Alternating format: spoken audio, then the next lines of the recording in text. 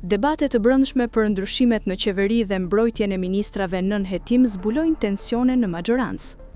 Në mbledhjen e grupit parlamentar të PS-s janë shfaqur kundërshtime ndaj qasjes së Edi Ramës për ndryshimet në qeveri dhe përballjen me drejtësinë.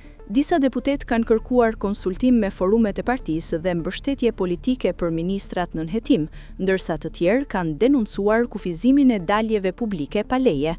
Përplasjet e brendshme tregojnë një majorancë më pak kompakte në një moment presioni të shtuar politik dhe institucional. Edi Rama tentoi të shfaqet si udhëheqës i fortë përballë një drejtësie që e ka rrethuar së bashku me presionin ndërkombëtar. Në realitet, ajo që u pa ishte dobësia e tij politike. Dobësia u evidentua nga fakti se ai duket i detyruar të ndjek një plan të vetëm, jo atë që kishte ndërtuar më herët, ku sakrifikonte bashkëpunëtor për të mbrojtur veten. Një tjetër shenjë e kësaj dobësie është mungesa e kompaktësisë në grupin parlamentar të PS-s.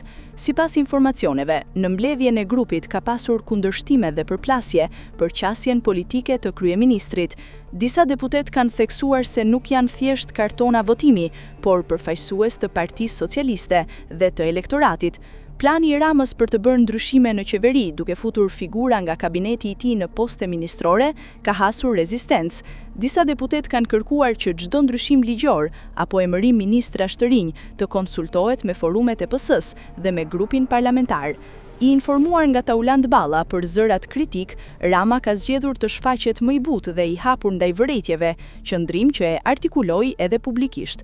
Nga ana tjetër, një grup deputetësh, përfshirë përfaqësues të rinj në kuvent, kanë ngritur shqetësimin se zyrtarët e PS-s nuk duhet të lihen pa mbështetje përballë sulmeve të opozitës. Një deputete, sipas burimeve, ka deklaruar se nëse partia vendos të mos e mbrojë institucionalisht një ministër nën hetim, duhet të mbajë të paktën një qëndrim politik në mbështetje të tij. Ajo ka theksuar se edhe kur drejtësia vepron, majoranca nuk duhet të lërë vetëm figurat e saj.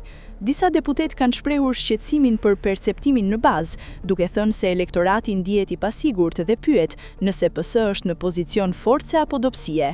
Në një atmosferë të tensionuar, Rama ka kritikuar ministra dhe deputet që nuk dalin publikisht për të mbrojtur qeverisjen, si në kuvent, ashtu edhe në media. Reagimi ka qenë i menjëhershëm. Disa deputeti kanë kujtuar se ekziston një udhëzim i brendshëm që ndalon daljet publike pa miratim nga drejtimi. Është përmendur se deputet që kanë folur pa autorizim janë ndëshkuar dhe disa nuk janë më pjesë e grupit.